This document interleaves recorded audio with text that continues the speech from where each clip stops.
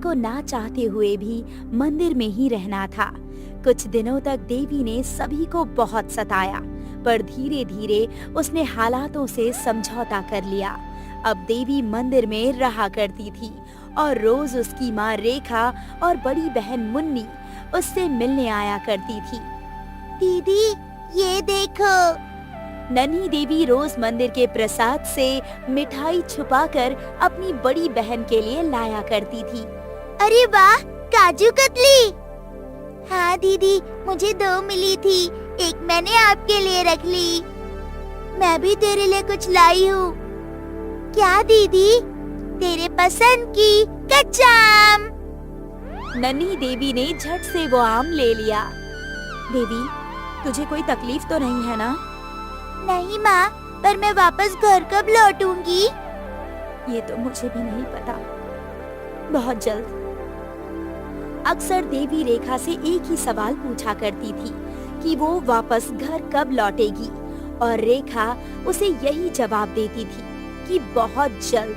और रेखा कर भी क्या सकती थी, वो लाचार थी। देवी दिन भर मंदिर में रहती। पंडित जी देवी को मंत्र और श्लोक सिखाया करते थे। ओम भूर्भुवः स्वहा तत्सवितुर्वरेण्यं भर्गो देवस्य धीमहि धियो यो नः प्रचोदयात्। ओम भूर्भुवः स्वः तत्सवितुर्वरेण्यं भर्गो देवस्य धीमहि धियो यो नः प्रचोदयात्। और इस तरह मंदिर में देवी को काफी चीजें सिखाई जाने लगी। हर दिन सांझ की आरती के बाद गांव वाले देवी का आशीर्वाद लेते थे और सारे शुभ कार्य भी देवी के हाथों से ही करवाते थे। यहाँ तक कि छोटे बच्चों का नामकरण भी देवी ही करती थी। देवी के परिवार का गांव में मान सम्मान बढ़ गया था। अरे देवी की अम्मा, जरा इधर सुनो तो। हाँ दीदी, बोलिए। कल हमारे नए घर का गृह प्रवेश है, आप अपने पूरे परिवार के साथ जरूर आइएगा। जी, जरूर आएंगे। उस औरत के जाने के बाद पहले तो इसने कभी हमें अपने घर पे नहीं बुलाया, अब क्या हो गया? और क्या होगा बेटवा, अब हमारी पोती देवी है ना, तो लोगों को हमें मान सम्मान तो देना ही पड़ेगा ना। एक वक्त था अम्मा, जब आपको उस पोती से नफरत थी। अरे हम काहे नफरत करेंगे हमारी पोती से, हमें तो बस इस बात का मलाल है कि हमारा कोई पोता नहीं है। काश चंदनवा ने दूसरा ब्याह कर लिया होता, तो कम से कम इस वंश को वारिस तो मिल जाता। अरे अम्मा, अब वापस शुरू मत हो जाओ, अब सब कुछ ठीक हो गया है। हमरे बड़े खेतों से हमारी कमाई बढ़ गई है, घर में 4 पैसे ज्यादा आ रहे हैं, खुश रहो। काहे बीती हुई बातें लेकर बैठी हो? अभी देर नहीं हुई है बिटवा, तो दूसरा ब्याह कर सकता है अब भी। हमको नहीं करना कोनो ब्याह, हम खुश हैं और तनिक हमको खुशी रहने दो। अरे हम तो तेरे भले की बात कर रहे थे।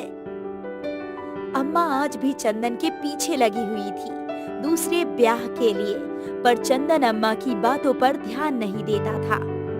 यहाँ मंदिर में पंडित जी एक नर्तिका को अपने साथ लाए। देवी, ये सुधा जी, भरतनाट्यम की बड़ी शिक्षिका, आज से ये तुझे नृत्य सिखाएंगी। अरे वाह, मैं नृत्य करूंगी, फिर तो बहुत मजा आएगा। पर पंडित जी, मुझे नृत्य क्यों सीखना होगा? ताकि तुम भगवान जी की कथाएं अपने नृत्य से लोगों तक पहुंचा सको। कथाओं पर भी नृत्य होता है?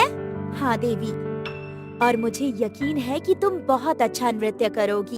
वो तो मैं करूंगी ही। तो चलो शुरू करते हैं। और उसी दिन से सुधा जी देवी को नृत्य सिखाने लगी।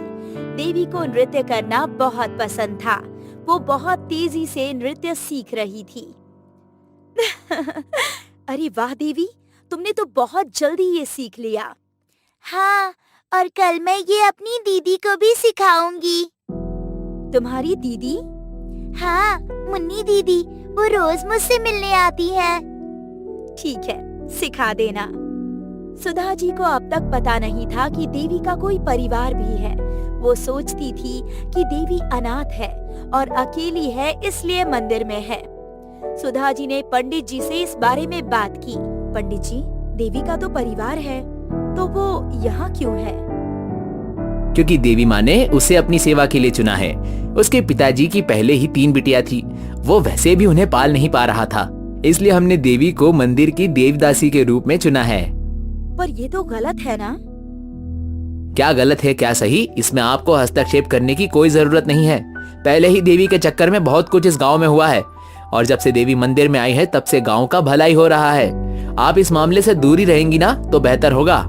ठीक है। उस वक्त सुधा जी ने पंडित जी की बात मान ली, लेकिन जब भी सुधा जी देवी को नृत्य सिखाती तब वो इसी बारे में सोचा करती थी, कैसे कोई इतनी छोटी सी बच्ची को उसके परिवार से अलग कर सकता है। सुधा जी को देवी के लिए सहानुभूति थी, इसलिए वो अक्सर उससे बातें किया करती थी। तो देवी, आज क्या नया किया? आज मैंने भक्तों को आशीर्वाद दिया। पंडित जी ने मुझे एक नया श्लोक सिखाया और एक नई कथा भी सुनाई। अच्छा देवी, तुम्हारा मन नहीं होता दूसरे बच्चों की तरह उनके साथ खेलने कूदने का? होता है, पर पंडित जी मुझे रोक लेते हैं और माँ भी कहती है कि पंडित जी की हर बात मुझे माननी होगी। तुम्हारी माँ कहाँ है? यही है, मेरे घर पर। रोज दोपहर में मुझसे मिलने आती हैं। ठीक है देवी। सुधा जी को देवी की माँ से मिलना था, तो अगली दोपहर सुधा जी रेखा का इंतजार कर रही थी। रेखा जी, मुझे आपसे कुछ बात करनी है। हाँ बोलिए ना। आपने देवी को मंदिर में क्यों दान कर दिया? मैंने नहीं किया है, मेरे पति ने जबरदस्ती देवी को दान करवाया है। तो आप उनके खिलाफ कंप्लेंट कर देती? की थी, पर गांव के मुखिया और कुछ बड़े लोगों ने सब कुछ रफा दफा करवा दिया। क्या आपको नहीं लगता कि देवी आपके साथ आपके घर में रहे? क्यों नहीं लगेगा? मैं तो हमेशा यही चाहती हूँ, पर किस्मत के आगे किसकी चलती है? शायद देवी की किस्मत में यही रहना लिखा है, लेकिन उसका भविष्य वो तो बर्बाद हो जाएगा। मुझे देवी को मंदिर में दान नहीं करना था, पर अब लगता है कि जो भी हुआ सही हुआ है।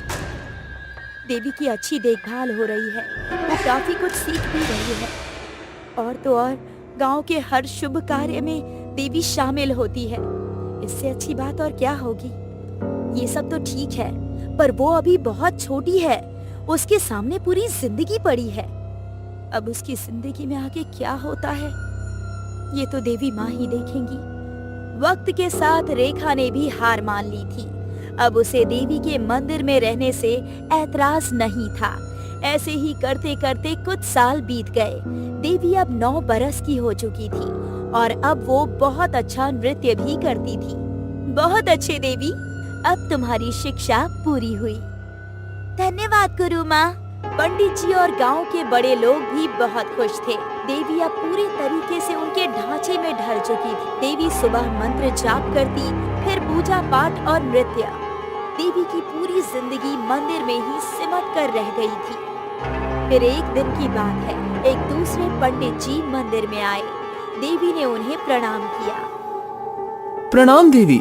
माता, आपसे विनती की है कि आप हमारे मंदिर के उत्सव में जरूर पधारें। देवी को समझ नहीं आया कि वो क्या उत्तर दे। वो पंडित जी की ओर देखने लगी। हाँ हाँ, देवी जरूर आएगी, हम स्वयं उसे बड़े मंदिर लाएंगे। बहुत बहुत धन्यवाद। ये सुनकर हमारे सारे लोग बहुत खुश होंगे और उन्हें देवी माँ के आशीर्वाद का अवसर भी मिलेगा। जी बिल्कुल। अब हम जाते हैं। आशीर्वाद माते। दूसरा पंडित आशीर्वाद लेकर चला गया। फिर देवी ने पंडित जी से पूछा, क्या हम सच में जाएंगे? हाँ, अब न्योता आया है तो जाना ही पड़ेगा ना बिटिया। क्या इसका मतलब हम भी बाहर जाएंगे? हाँ। देवी खुशी से नाचने लगी, क्योंकि इतने सालों से वो बस मंदिर में ही कैद थी। आज इतने सालों बाद उसे बाहर जाने का मौका मिला था। आगे देवी के साथ क्या होगा? क्या वो बड़े मंदिर के उत्सव में पहुंच पाएगी? जानने के लिए देखते रहिए हमारा अगला एपिसोड, देवी एक देवदासी।